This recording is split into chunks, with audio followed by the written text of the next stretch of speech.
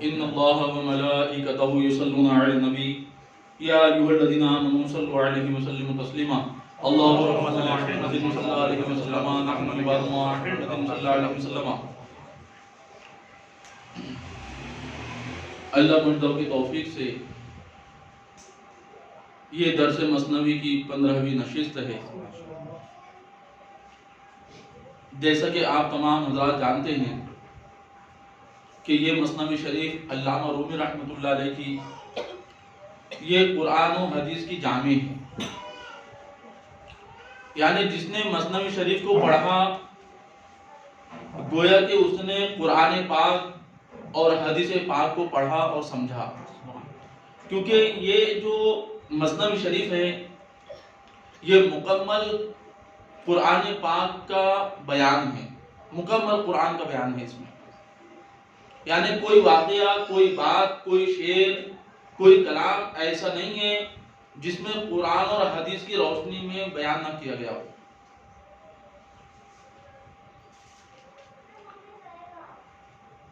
جیسے کہ قرآن پاک میں اللہ تبارک و تعالی نے ارشاد فرمایا ان الشیطان للانسان عدو مبین، بے شک شیطان انسان کا کھلا دشمن ہے۔ شیطان کو کبھی کمزور نہیں سمجھنا چاہیے، کیونکہ شیطان ہر وقت انسان کے اعمال کو رائگاں کرنے کے پیچھے، انسان کی توبہ کو توڑنے کے پیچھے، انسان کے جو اعمال حسنہ ہیں اس کو برباد کرنے کے طاق میں لگا رہتا ہے، اور اسی بات کو اللہ تبارک و تعالی نے قرآن پاک میں بھی بیان فرمایا۔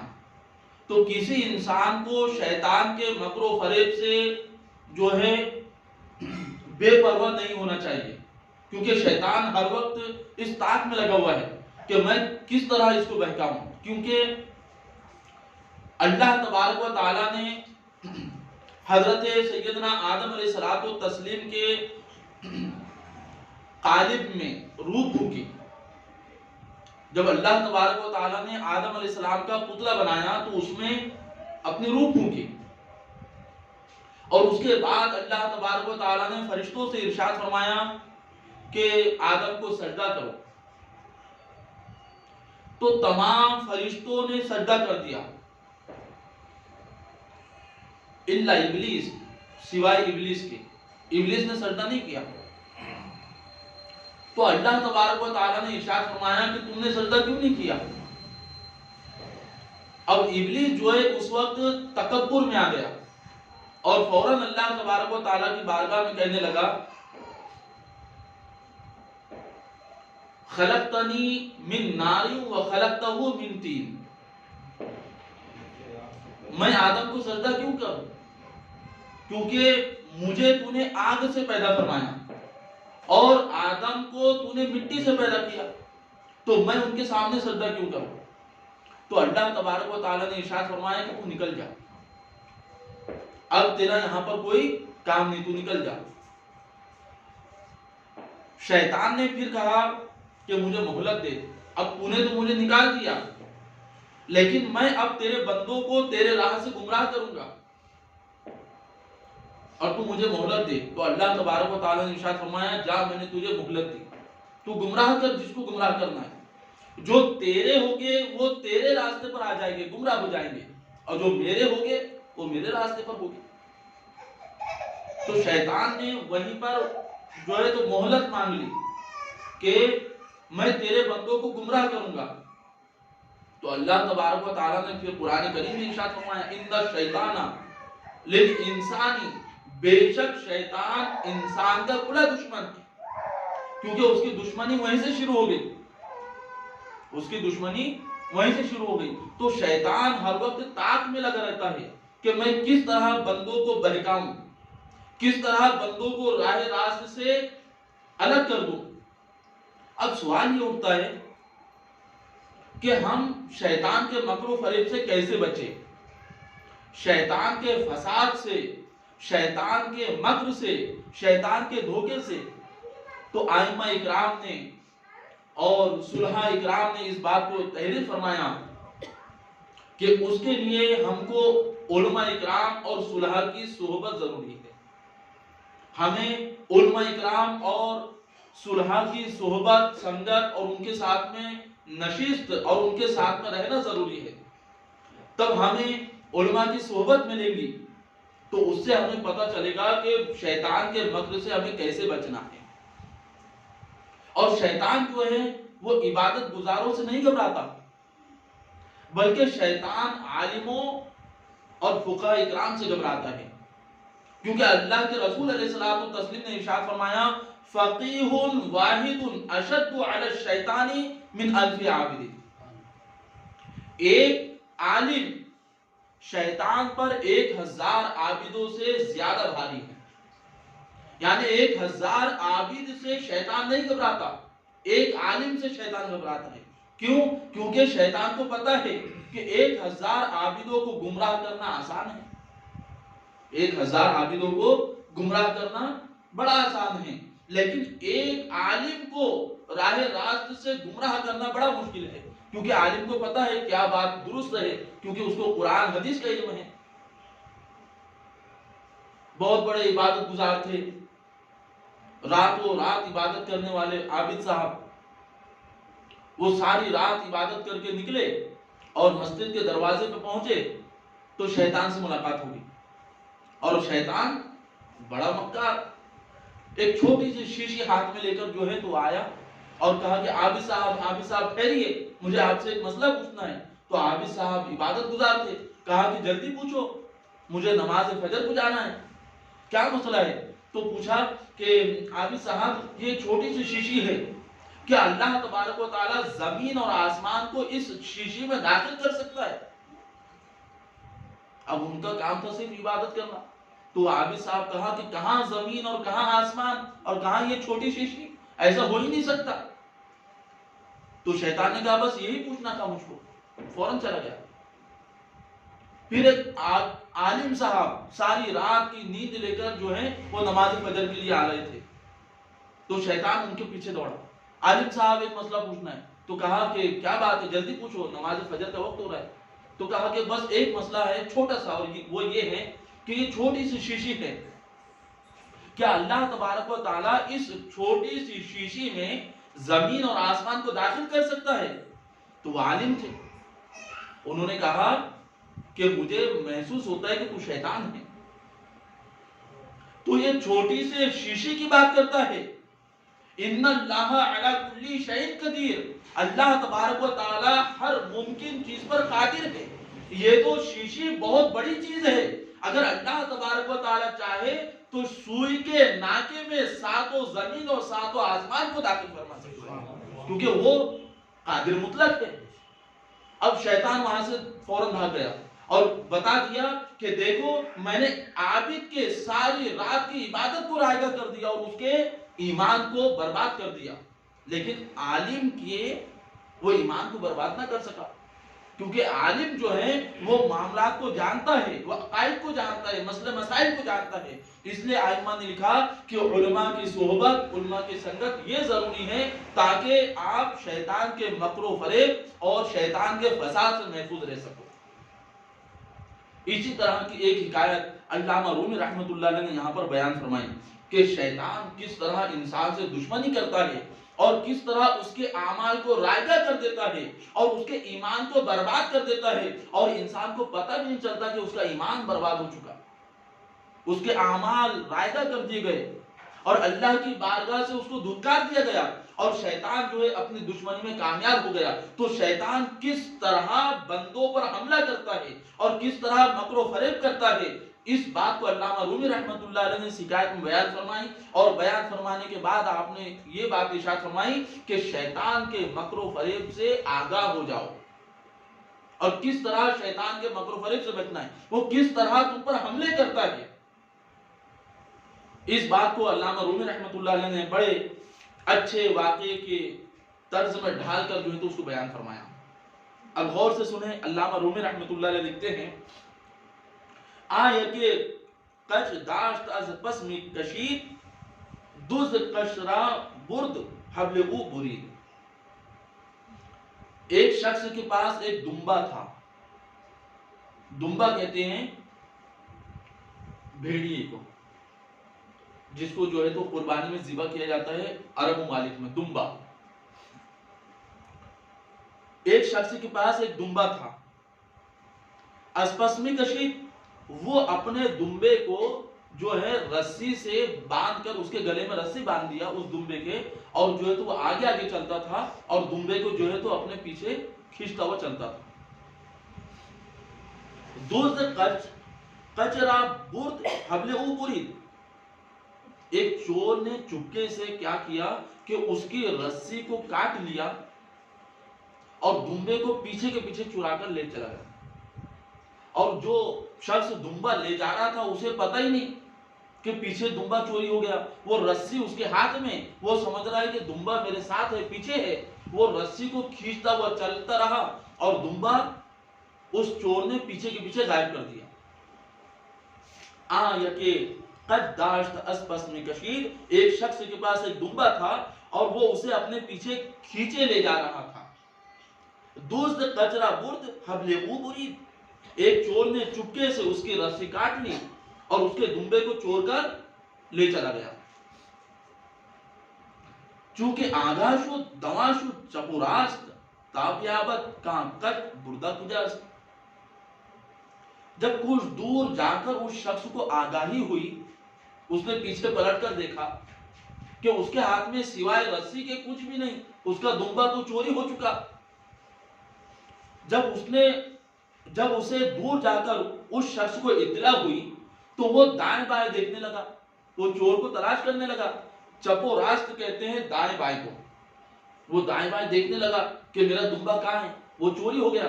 اب اس کو کیسے پتا چلا کہ وہ چوری ہوا؟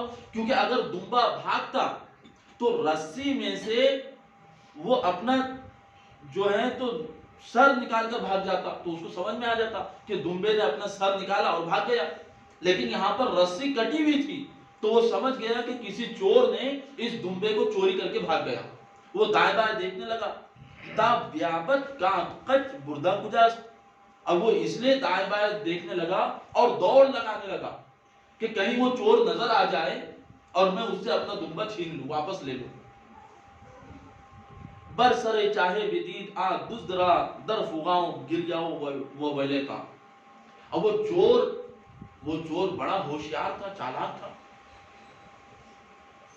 اس نے دمبے کو چوری کیا، رسی کاٹی اور پیچھے کے پیچھے دمبے کو لے گیا اور اس کے آگے چلے تک وہ دمبے کو کہیں دور لے چلا گیا اور دمبے کو ایک مقام پہ رکھ دیا اور وہ چور ایک کنویں پر آ کر بیٹھ گیا. وہی چور ایک کنویں پر آ کر بیٹھ گیا. اب دمبے والے کو یہ پتہ نہیں کہ کون چور ہے. جناب رومی رحمت اللہ علیہ لکھتے ہیں برسرے چاہے بدید دوسرا. اب یہی وہ چھوٹی سی رسی اپنے ہاتھ میں لے کر وہ دمبے کو ڈھونڈتا ہوا کنویں کے پاس پہنچا تو کنویں پر وہی چور بیٹھا تھا اور وہ رو رہا تھا.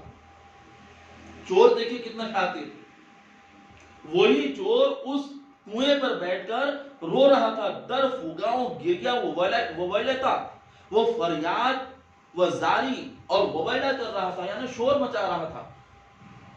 اب یہ دمبے والا وہاں پہنچا. اس دمبے والے نے اس کو دیکھا کہ وہ رو رہا ہے، پریشان ہے ایک آدمی. گفت نالا ازچے اے استاد، گفت ہمیان زرم در چے فتاد. تو یہ دمبے والے نے اس سے پوچھا کہ اے استاد تم کیوں روتے ہو؟ بڑے ادب سے اس سے بات کی، کیونکہ اس کو پتا نہیں تھا کہ یہی چور ہے.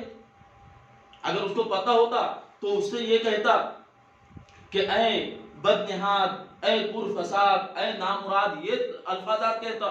لیکن اس کو پتا نہیں تھا کہ یہ چور ہے. اس سے بڑی ادب سے عزت سے اس نے بات کی کہ اے استاد تم کیوں روتے ہو، آخر کیا تکلیف ہے؟ تو اس نے کہا ہم یعنی زرم در جہاں فتاد. اس نے کہا کہ میرے پاس نقدی کی ایک تھیلی تھی جس کے اندر 500 درہم تھے نقدی کے، وہ میری تھیلی کنویں میں گر چکی ہے اور اس تھیلی کے گرنے کی وجہ سے میں پریشان ہو رو رہا ہوں. گر توانی در روی بیرو کشی، خمس بدہم مرپورا بادل خوشی. اب وہ چور بڑا چالاک، وہ چور نے کہا کہ میری تھیلی جو ہے کنویں میں گر چکی ہے، اگر تم میری تھیلی لا سکتے ہو کنویں میں اتر کے تو تم نیچے اترو اور میری تھیلی نکال کر دو. در توانی در روی بیرو کشی، اگر تم اس کنویں کے اندر اتر سکتے ہو اور میری تھیلی نکال کر لا سکتے ہو تو نکال دو. جب اگر تم میری تھیلی مجھ کو لا کر دے دو گے تو خمس بادہم مر پورا بادل خوشی، تو میں دل کی خوشی کے ساتھ تجھے نقدی سے 5واں حصہ دے دوں گا. جتنی رقم اس تھیلی میں ہے اس میں سے 5واں حصہ میں تم کو دے دوں گا، خوشی دے دوں گا. تم جاؤ اور میری تھیلی لا کر دے دو. ہست در ہمیان من 5 درم، در کنی بامن چنی لطف و کرم، 100 درم بدہم ترا حالی بدست، گفت باخود کہیں بہائے دہم قچست. اس چور نے اس کنویں پر بیٹھ کے رونے والے نے کہا کہ میری تھیلی میں 500 درم ہے، اگر تو میرے ساتھ یہ مہربانی اور یہ کرم کرے کہ تو کنویں میں اتر کر وہ تھیلی مجھ کو لا کر دے دے تو میں فی الفور 100 درم بدہم ترا حالی بدست، یعنی میں فوراً تجھ کو تیرے ہاتھ میں 100 درم فوراً دے دوں گا. 100 درم 500 میں سے 100 تجھ کو دے دوں گا، تو اتنی مہربانی کر کہ تو نیچے اتر اور لا کر دے دے. تو جناب رومی رحمت اللہ علیہ لکھتے ہیں گفت باخود کہیں بہائے دہ قچست. یہ جو چور تھا، یہ جو دمبے والا تھا، یہ بڑا خوش ہو گیا. دمبے والا بڑا خوش ہو گیا کہ کنویں میں اترنے کے بعد مجھ کو جو ہے تو 100 درہم مل جائیں گے، اور 100 درہم جو ہے تو یہ اس 100 درہم سے تو میں 10 دمبے خرید سکتا ہوں. اب مجھے ایک دمبے کی تلاش کو چھوڑ دینا چاہیے، اس کی تلاش کو ملتوی کر دینا چاہیے. اب کنویں میں اتر کر جو ہے اس کے تھیلی نکال کر دے دینا چاہیے، اور اتنی رقم مجھ کو ملے گی کہ ایک دمبے کے بدلے مجھ کو 10 دمبے کی رقم مل جائیں گی. یہ بڑا خوش ہو گیا. اس نے اپنے دل میں کہا گفت بخود کہائے بہائے دہ قچست.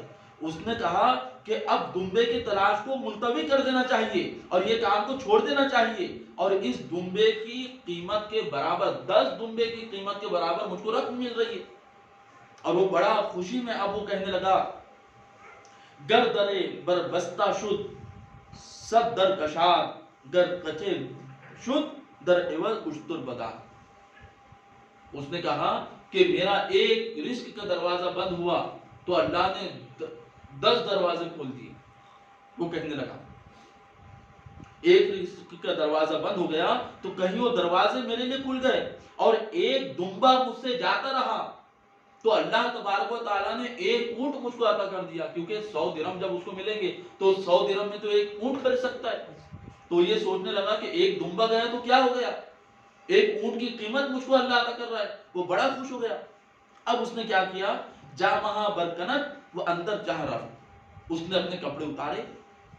اب ظاہر بات ہے کنویں میں جانا ہے اس کو، اس نے اپنے کپڑے اتارے اور کپڑے اتار کے کنویں میں کود گیا درہم لانے کے لیے.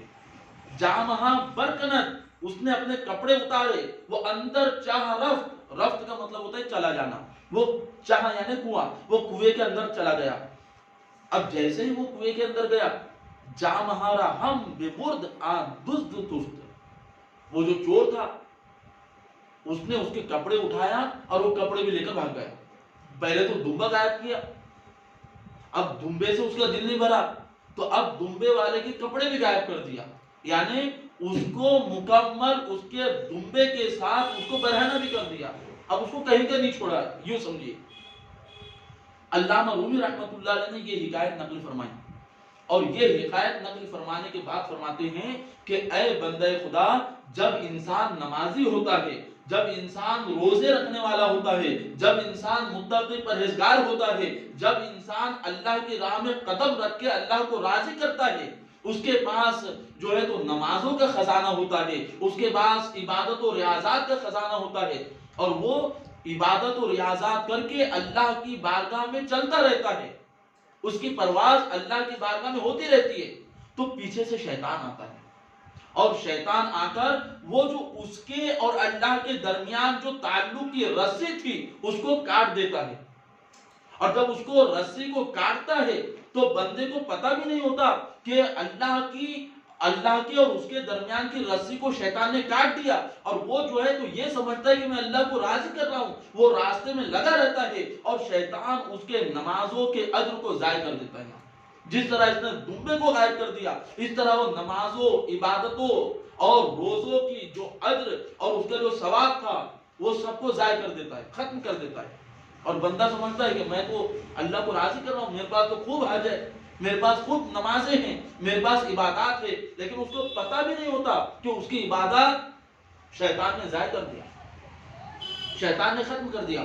اب شیطان کا دل یہی نہیں بھرتا، ابھی تو نماز، روزے، زکوٰۃ یہ سب کے معاملات کو ختم کر دیا، اب شیطان اس کے ایمان پر تلا ہوتا ہے، اب شیطان اس کے ایمان پر تلا ہوتا ہے، پھر اس کے مکر و فریب کو وہ سمجھ نہیں سکتا، اس کے مکر و فریب کو وہ سمجھ نہیں سکتا، اور اچانک پھر ایک دن ایسا ہوتا ہے کہ وہ اس کو ایمان سے بھی ختم کر دیتا ہے، اور اس کا ایمان بھی چلا جاتا۔ پھر کبھی کسی دن اس کے اگر کبھی آگاہی ہو جاتی ہے، وہ توبہ کرتا ہے، تو شیطان پھر آ کر اس کی توبہ کو بھی توڑ دیتا ہے، یعنی اس کو توبہ پر بھی گامزن نہیں رہنے دیتا۔ علامہ رومی رحمۃ اللہ علیہ کے یہاں بتانے کا مقصد یہ ہے کہ شیطان اس قدر تمہارا دشمن ہے کہ جس طرح اس نے دمبے کو غائب کیا تو اسی طرح یہ تمہارے اعمال کو ضائع کرتا ہے، اور اس کے بعد جب اس نے اس کے کپڑے اتار دیے، یعنی اس کے کپڑے چور کر اس کو بہانہ کر دیا، تو شیطان ایک دن تمہارے ایمان کو چور کر تمہیں ایمان سے بھی بہانہ کر دے گا۔ تو شیطان سے محفوظ رہنا یہ ہر کسی کا کام نہیں ہے، تو شیطان سے بچنے کی تدبیر کرنی چاہیے، اور شیطان سے بچنے کی تدبیر کیا ہے؟ شیطان بہت بڑا جو ہے تو فتین ہے، یوں سمجھیے، شیطان بہت بڑا فتین ہے، وہ ہر نئے انداز سے آگے فتنے پیدا کرتا ہے۔ اسی بات کو علامہ رومی رحمۃ اللہ علیہ آگے لکھتے ہیں، آیا کہ دوزدست فتنہ سیرتے چو خیال او بہردم صورتے، وہ شیطان ایک فتنہ سیرت چور ہے، شیطان ایک فتنہ سیرت چور ہے، وہ ایسا چور ہے کہ خیال کی طرح ہر دم اس کی ایک نئی صورت ہے، جس طرح انسان کے ذہن میں، انسان کے دل میں اچانک کچھ نہ کچھ خیال آتے ہیں، تو خیالات پر ہماری پابندی تھوڑی ہے، جس طرح نئے نئے خیالات ہمارے دل میں جنم لیتے ہیں، اسی طرح شیطان نئی نئی صورت اختیار کر کے بندوں کے اعمال کو چورتا رہتا ہے، اور بندے سمجھ نہیں پاتے کہ بھئی یہ شیطان نے چور لیا، یہ شیطان نے برباد کر لیا۔ تو شیطان سے بچنا یہ بہت ضروری ہے، اپنے آپ کو شیطان سے بچانا، اپنے اعمال کو شیطان سے بچانا، اور شیطان کے مکر و فریب سے اپنے آپ کو محفوظ کر لینا، یہ بہت بڑی بات ہے۔ اب کیسے محفوظ ہو یہ تو بات الگ ہے، لیکن یہ جو شیطان فتنہ سیرت چور ہے، اور شیطان نئی نئی صورت اختیار کر کے لوگوں کو برباد کرتا ہے، ان کے اعمال کو برباد کرتا ہے۔ اسی بات کو اللہ تبارک و تعالیٰ نے قرآن پاک میں بھی ارشاد فرمایا، سورہ اعراف شریف میں، ثم لآتینہم من بین ایدیہم ومن خلفہم وعن ایمانہم وعن شمائلہم، شیطان نے کہا ثم لآتینہم من بین ایدیہم، یعنی اللہ تبارک و تعالیٰ فرماتا ہے کہ شیطان جو ہے وہ کہتا ہے کہ میں ان کے سامنے سے آؤں گا، یعنی بندے جو نیک بندے ہوتے ہیں، عبادت گزار ہوتے ہیں، جو دیندار ہوتے ہیں، تو شیطان ان کو کس طرح بہکانے کی کوشش کرتا ہے، اور کہاں کہاں سے شیطان آتا ہے، اس بات کو اللہ نے قرآن پاک میں ارشاد فرمایا، ثم لآتینہم من بین ایدیہم، پھر میں ان کے سامنے سے آؤں گا۔ اب سامنے سے آنے کا کیا مطلب؟ تو اس کی تفسیر جو ہے تو حضرت عبداللہ بن عباس نے فرمائی کہ سامنے سے آنے کا مطلب یہ ہے کہ شیطان جو ہے جو دیندار ہوتا ہے، جس کا دل اللہ اور اس کے رسول کی جانب راغب ہوتا ہے، تو شیطان اس کے سامنے دنیا کو مزین کر کے پیش کر دیتا ہے، یعنی دنیا کو آراستہ کر کے پیش کرتا ہے۔ تو جو دیندار ہوتا ہے اس کے سامنے جب دنیا آتی ہے تو وہ یہ سوچتا ہے کہ فلاں کے پاس اتنی جائیداد ہے، فلاں کے پاس اتنے مکانات ہیں، فلا اتنے ایشو آرام میں ہیں، اتنی دولت کے انبار اس کے پاس ہے، کیوں نہ دولت میں بھی جمع کروں۔ اور جب وہ سوچتا ہے کہ دنیا اتنی حسین ہے اور اس دنیا کو میں بھی جمع کرنا چاہتا ہوں، تو وہ عبادت گزار، وہ دیندار دنیا کی جانب دوڑتا ہے۔ اب جب وہ دنیا کی جانب نکل گیا تو سمجھ جانا شیطان کا اس پر حملہ ہو چکا، اس کے ایمان کو اس نے ضائع کر دیا، اس کے تقوی پرہیزگاری کو اس نے برباد کر دیا۔ یہی شیطان کا سامنے سے آنا ہے، جس کو قرآن کریم نے بیان فرمایا، ثم لآتینہم من بین ایدیہم، شیطان تمہارے سامنے سے آتا ہے۔ شیطان نے کہا میں سامنے سے آؤں گا، یعنی دنیا پیش کر دوں گا۔ اور جب کوئی دنیا میں ملوث ہوتا ہے تو اپنے آپ ہی اللہ اور اس کے رسول سے دور ہوتا جاتا ہے۔ دنیا وہ چیز ہے۔ وَمِنْ خَلْفِهِمْ، اور شیطان نے کہا میں ان کے پیچھے سے آؤں گا۔ تو پیچھے سے آنے کا کیا مطلب؟ پیچھے سے آنے کا مطلب یہ ہے کہ شیطان آخرت کے متعلق جو ہے دل میں شبہات پیدا کرتا ہے۔ جیسے آخرت ہے، سب کو پتا ہے ایک دن سب کو مرنا ہے، اس دنیا سے جانا ہے۔ اب جانے کے بعد جن کے اعمال اچھے ہوں گے وہ جنت میں جائیں گے، جن کے اعمال برے ہوں گے وہ جہنم میں جائیں گے۔ تو شیطان دل میں یہ وسوسہ ڈالتا ہے کہ اس دنیا سے جانا ہے لیکن نہ جنت ہے نہ دوزخ ہے، وہ اس طرح کا وسوسہ دل میں ڈالتا ہے۔ اور جب بندے کے دل میں یہ خیال آتا ہے کہ بھئی آخرت میں نہ جنت ہے نہ دوزخ ہے، جب یہ خیال اس کے دل میں جنم لیا تو سمجھ جانا کہ وہ دین سے کافی دور ہو چکا اور شیطان کا اس پر حملہ ہو چکا۔ تو یہ ہو گیا پیچھے سے حملہ کرنا۔ اور جو شیطان نے کہا وَمِنْ خَلْفِهِمْ، اور میں ان کے پیچھے سے آؤں گا، پیچھے سے آنے کا مطلب یہ ہے کہ ان کو آخرت کے متعلق اس طرح شبہے میں ڈالوں گا اور اس طرح ان کو جو ہے تو سوالات میں الجھا دوں گا کہ وہ جو ہے آخرت کو فراموش کر کے جو ہے آخرت سے دور ہو جائیں گے اور ان کے ایمان میں خلل پیدا ہوگا۔ وَعَنْ أَيْمَانِهِمْ وَعَنْ شَمَائِلِهِمْ، اور میں ان کے دائیں جانب سے آؤں گا۔ تو دائیں جانب سے آنے کا مطلب کیا ہے؟ دائیں جانب سے آنے کا مطلب یہ ہے کہ اللہ تبارک و تعالیٰ نے ہمیں دین اسلام عطا فرمایا، جو تمام مذاہب میں سب سے عمدہ سب سے اچھا دین ہے۔ ان الدین عند اللہ الاسلام، تمام دینوں میں اللہ کو جو پسندیدہ دین ہے وہ دین اسلام ہے۔ تو اللہ نے جو دین عطا فرمایا، اب شیطان کا دائیں جانب سے آنے کا مطلب یہ ہے کہ اللہ نے جو ہم کو دین دیا ہے اس دین میں بندے کے دل میں جو ہے تو جو شبہات پیدا ہوتے ہیں، برے خیالات پیدا ہوتے ہیں، وہ دین کے متعلق اپنی سوچ کو غلط پیدا کرتا ہے۔ وہ کہتا ہے کہ یہ دین ہے جس کے اندر میں جو ہے مثال کے طور پر جانور کو ذبح کیا جاتا ہے، کسی کو تکلیف دینا، جانور کو تکلیف دینا یہ بھی بری چیز ہے۔ اور دین اسلام میں جو ہے تو قربانی کی جاتی اور ایک جانور کو ذبح کیا جاتا ہے۔ تو یہ جو دل میں خیال آتا ہے یہ بھی شیطانی خیال ہے، اور وہ شیطان کا حملہ یہ دائیں جانب سے ہے۔ اور جب دل میں انسان کے خیال آ گیا کہ مذہب اسلام میں یہ غلط ہے معاذ اللہ، یہ غلط ہے معاذ اللہ، اس طرح کے اگر خیالات آ جائے تو سمجھ جانا شیطان کا حملہ دائیں طرف سے ہو چکا، اور جب شیطان کا حملہ ہو چکا تو اب اس کے اعمال جو ہے تو ضائع ہونے لگے، اور جب اس کے اعمال ضائع ہونے لگے تو وہ اللہ اور اس کے رسول سے دور ہونے لگا۔ تو شیطان سے کا دائیں جانب سے حملے کا مطلب یہ ہے کہ دین اسلام کے متعلق دین میں اگر دل میں اگر کوئی برے خیالات آنے لگے اور شبہات پیدا ہونے لگے تو سمجھ جانا شیطان کا حملہ اس پہ جاری ہو چکا۔ اب اس سے بچنا ضروری ہے۔ وَأَنْ شَمَائِلِهِمْ، اور میں ان کے بائیں جانب سے آؤں گا۔ اب بائیں جانب سے آنے کا مطلب کیا ہے؟ تو بائیں جانب سے آنے کا مطلب یہ ہے کہ شیطان انسان کو گناہ کی جانب رغبت دلاتا ہے۔ وہ کہتا ہے کہ چھوٹا سا تو گناہ ہے، کر لو، کیا ہوتا؟ یہ حرام کا جو ہے لقمہ ہے، ایک کھانے سے کیا ہوتا؟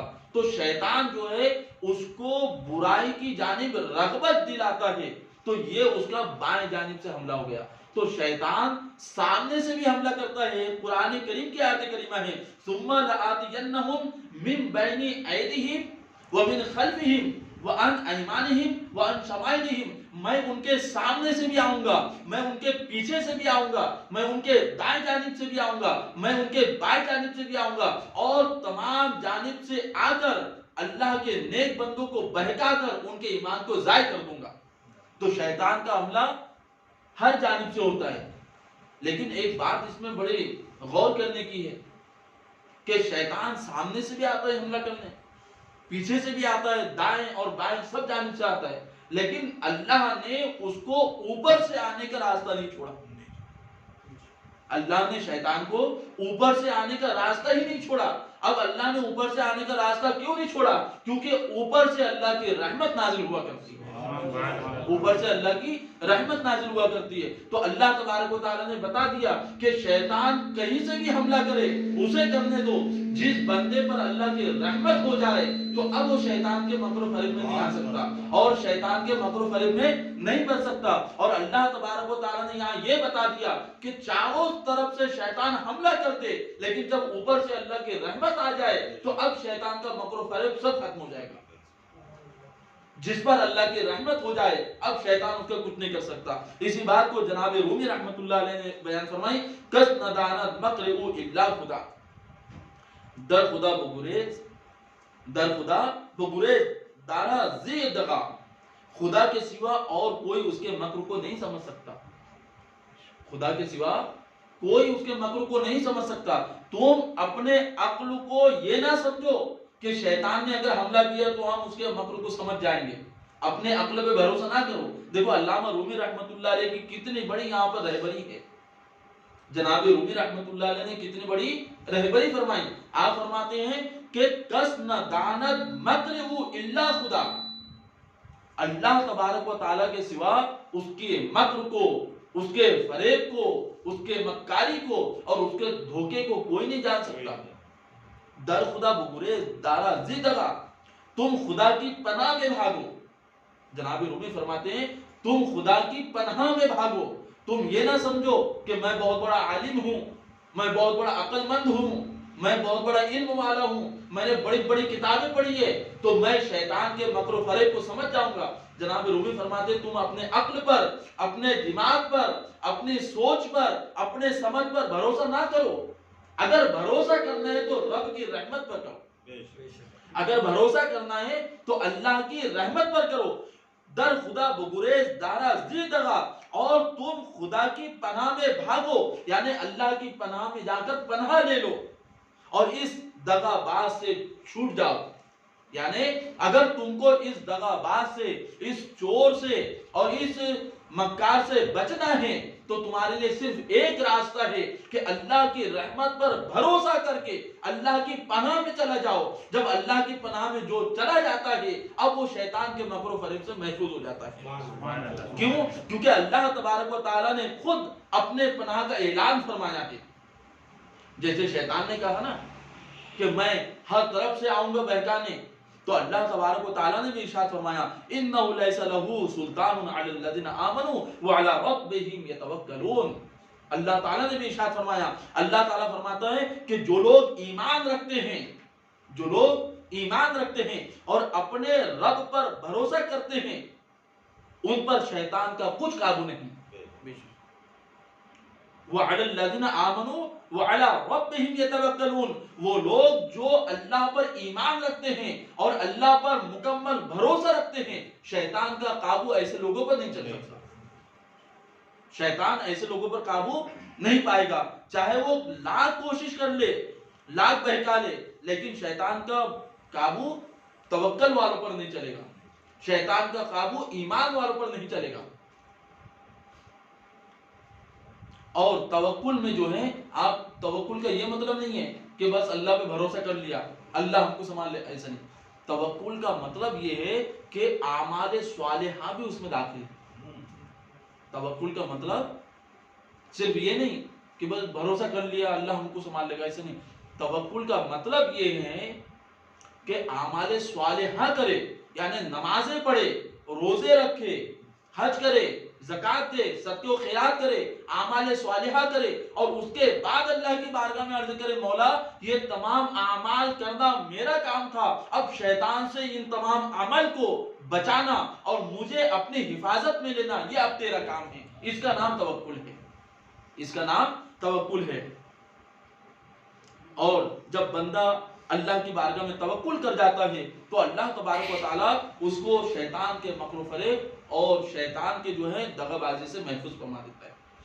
تو دیکھا آپ نے کہ اس چور نے اس کا دمبا کس طرح غائب کیا، پھر اس کے کپڑے کس طرح غائب کیے. تو یہی انداز شیطان کا ہے جو شیطان بندوں کے اعمال کو رائج اور برباد کر دیتا ہے. جیسا کہ حضرت امام غزالی رضی اللہ تعالیٰ عنہ نے اپنی کتاب مکاشفۃ القلوب میں تحریر فرمایا کہ بنی اسرائیل میں ایک بڑا زاہد شخص تھا، اور وہ زاہد ایسا تھا کہ وہ اپنی عبادت گاہ میں، اپنی خانقاہ میں بیٹھ کر صرف اللہ کی یاد کیا کرتا تھا اور اس کا کوئی کام نہ تھا. شیطان کا مکر بتا رہا ہوں کہ شیطان کس قدر مکاری کر کے لوگوں کے ایمان کو رائگاں کر دیتا ہے اور بہکا دیتا ہے. شیطان سے بے پرواہ ہونا یہ بھی بہت بڑی جہالت ہے. شیطان سے بے پرواہ ہونا یہ بھی بہت بڑی جہالت ہے. تو وہ زاہد جو ہے تو اللہ کی یاد میں مصروف رہا کرتا تھا، نہ کسی سے بات کرتا نہ چیت کرتا، بس اپنے کام میں رہتا، اللہ کی یاد میں. شیطان نے کیا کیا کہ قریب میں کچھ مکانات تھے، تو ان مکانات میں چند لوگ رہا کرتے تھے. تو ان چند لوگوں میں ایک لڑکی تھی، اس کے پیٹ میں درد کروایا شیطان نے. اب اس کے پیٹ میں درد ہوا، جب اس کے پیٹ میں درد ہوا تو اس کے گھر والوں کے دلوں میں شیطان نے یہ وسوسہ ڈالا کہ اس کا علاج صرف اسی زاہد کے پاس ہے، وہ جو اللہ کی عبادت کرنے والا ہے اسی کے پاس جائیں گے تو اس کا علاج ہوگا. وہ لوگ لڑکی کو لے کر اس کے پاس آئے، زاہد کے پاس، کہ زاہد آپ اس کا علاج کیجئے، اس کے پیٹ کی تکلیف درست نہیں ہوتی. تو زاہد نے کہا یہ میرا کام نہیں ہے. پرہیز کیا، کنارہ کشی کی، ان کو دور کر دیا. لیکن شیطان نے بار بار ان کے دل میں ڈالا کہ یہ کام زاہد کے ہاتھ سے ہی ہو سکتا ہے. وہ لوگ بار بار اس کے پاس آتے اور یہ ان کو واپس کر دیتا. لیکن ان کے بار بار اصرار کرنے کی وجہ سے زاہد نے یہ سوچا دل میں کہ جب کسی کا اچھا ہو سکتا ہے مجھ سے تو کر دینا چاہیے. یہ بھی خیال شیطان نے اس کے دل میں ڈالا. تو شیطان نے اجازت دے دی کہ ٹھیک ہے، اس بچی کو جو ہے میرے پاس ہی رہنے دو، اور میں جو ہے تو اس کے پیٹ کا علاج کر دیتا ہوں، جب وہ درست ہو جائے گی آپ لے چل جانا. چند دن وہ لڑکی اس کے عبادت گاہ میں رہنے لگی. اب وہ شیطان جو ہے تو اس کو ورگلانے لگا، بہکانے لگا، اور چند دنوں کے بعد جو ہے تو وہ زاہد جو ہے گناہ میں ملوث ہو گیا. اب جب زاہد گناہ میں ملوث ہوا تو اس نے دل میں سوچا کہ اگر یہ بات لوگوں میں پتہ چلے گی تو بڑی بے عزتی ہوگی، تو ایسا کرتے ہیں اس لڑکی کو قتل کر دیتے ہیں. شیطان نے اس کے دل میں ڈال دی بات. تو اس نے کیا کیا، شیطان نے، وہ زاہد نے اس لڑکی کو قتل کیا اور اس کو وہیں پر دفن کر دیا. اور زاہد نے دل میں سوچا اگر کوئی پوچھے گا کہ بھئی یہ قتل کس نے کیا تو میں کہہ دوں گا کہ بھئی بیماری کی وجہ سے مر گئی، اس کا انتقال ہو گیا. تو اس نے قتل کیا اور اس کو دفن کر دیا. اب وہی شیطان نے اس لڑکی کے گھر والوں کے دل میں وسوسہ ڈالا کہ زاہد نے اس لڑکی کو قتل کر دیا. اب وہ گھر والے زاہد کے پاس آئے اور پوچھنے لگے لڑکی کہاں ہے، تو زاہد نے کہا کہ وہ مر گئی. تو ان لوگوں نے اس پر کافی زبردستی کی، جبر کیا، اور کہا کہ بتا تو حقیقت میں تو نے کیا کیا اس کے ساتھ. تو زاہد نے اقرار کر لیا کہ میں نے اس کو قتل کر دیا. اب اس کے قصاص میں زاہد کو قتل کرنے کا حکم دیا گیا، اس کے قصاص میں زاہد کو بھی قتل کرنے کا حکم دیا گیا. تو جب پھانسی کے پھندے پر زاہد کو لا کر کھڑا کیا گیا کہ اب اس زاہد کو قتل کر دیا جائے کیونکہ اس نے ایک لڑکی کو قتل کیا ہے، جان سے مارا ہے، تو جیسے ہی اس کو پھانسی کے پھندے پر لا کے کھڑا کیا گیا اس کے سامنے فوراً شیطان ظاہر ہوا. اب آیا شیطان سامنے اور کہنے لگا کہ اے زاہد، اس لڑکی کے پیٹ میں درد بھی میں نے ہی کروایا تھا، اور جو جرم ہے وہ بھی میں نے ہی کروایا تھا. لیکن اگر تمہیں اپنی جان پیاری ہے، تم بچنا چاہتے ہو، اگر تم اب بھی اپنی جان گوانے سے بچنا چاہتے ہو تو جو میں کہتا ہوں وہ کرو، میں تمہیں یہاں سے بچا لوں گا. تو زاہد نے کہا کہ ٹھیک ہے، جو تم کہو گے میں کرتا ہوں، اور میں اپنی جان تو ہر کسی کو پیاری ہے. تو زاہد نے پوچھا کہ مجھے کیا کرنا چاہیے. تو شیطان نے کہا کہ تم مجھے سجدہ کر دو، میں تمہیں یہاں سے بچا لوں گا. تو زاہد نے کہا ٹھیک ہے، زاہد نے شیطان کے سامنے سجدہ کیا، ابھی تو اس کے اعمال رائگاں کیا تھا، ابھی تو اس کے اعمال رائگاں کیا تھا، اس کی عبادت خراب کی تھی، لیکن اب اپنے سامنے سجدہ کروا کے ایمان بھی رائگاں کر دیا۔ اور جیسے ہی اس زاہد نے 2 سجدے کیے تو شیطان فوراً کہنے لگا کہ اب میں تجھ سے بری ہوں، اور فوراً وہاں سے بھاگ گیا، اور زاہد کو پھانسی پہ چڑھا دیا گیا، اور زاہد اپنے ایمان سے بھی گیا۔ تو پتہ کیا چلا؟ شیطان انسان کا کھلا دشمن ہے۔ ہر انسان کو شیطان کے مکر سے، اس کے فریب سے، اس کے دھوکے سے، اس کے مکاری سے ہمیشہ آگاہ رہنا چاہیے، اور ہر انسان کو اللہ پر کامل بھروسہ کرنا چاہیے، اور اللہ کی بارگاہ میں عرض کرنا چاہیے، اے رب ذوالجلال، نہ ہم میں اتنی طاقت ہے کہ ہم شیطان کے مکر سے بچ سکتے، اور نہ ہم میں اتنی قوت ہے کہ ہم شیطان کے مکاری کو پہچان سکے۔ اے رب ذوالجلال، اپنے فضل سے، اپنے کرم سے، اپنی رحمت سے ہم سب کو جو ہے شیطان کے مکر سے بچا، اور اپنی پناہ میں ہم سب کو لے لے۔ جب بندہ اس طرح اللہ کی بارگاہ میں عرض کرتا ہے تو اللہ تبارک و تعالیٰ کا وعدہ ہے کہ علی الذین آمنوا وعلی ربہم یتوکلون، جن لوگوں نے ایمان لے آ چکے اور جو اللہ پر توکل کر چکے، اب ان پر شیطان کا قابو نہیں چلے گا۔ جب ان پر شیطان کا قابو نہیں چلے گا تو وہ لوگ جو ہے، وہ لوگ اللہ کے بارگاہ میں جو ہے تو پہنچتے رہیں گے، اور شیطان کے مکر و فریب سے بچتے رہیں گے۔ تو پتہ یہ چلا کہ شیطان کے مکر و فریب سے بچنے کا سب سے بڑا ذریعہ صرف ایک ہے، اور وہ ذریعہ کیا ہے کہ اللہ پر کامل بھروسہ، اللہ پر توکل، اور اللہ کی رحمت سے امید۔ جب بندہ اللہ پہ بھروسہ کر لیتا ہے، اب شیطان اس کا کچھ نہیں بگاڑ سکتا، اب شیطان اس کا کچھ نہیں بگاڑ سکتا۔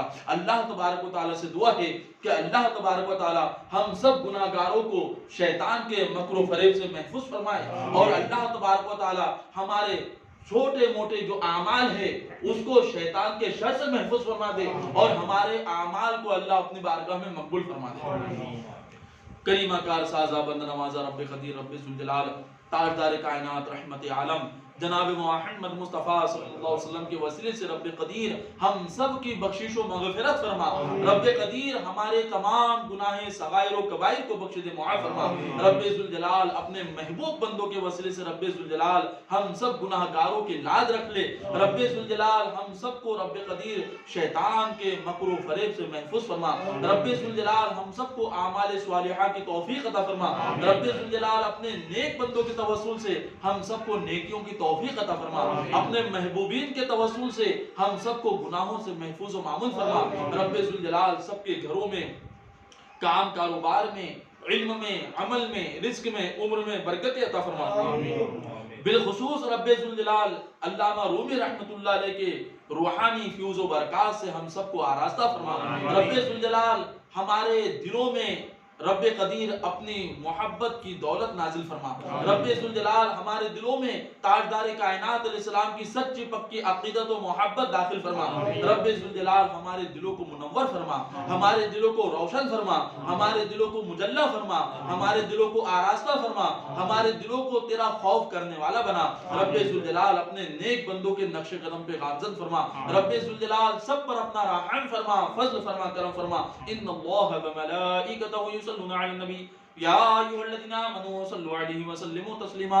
اللہ رب محمد صلی اللہ علیہ وسلم، نحن بعد محمد صلی اللہ علیہ وسلم، سبحان ربک رب العزۃ عما یصفون، وسلام علی المرسلین والحمد للہ رب العالمین۔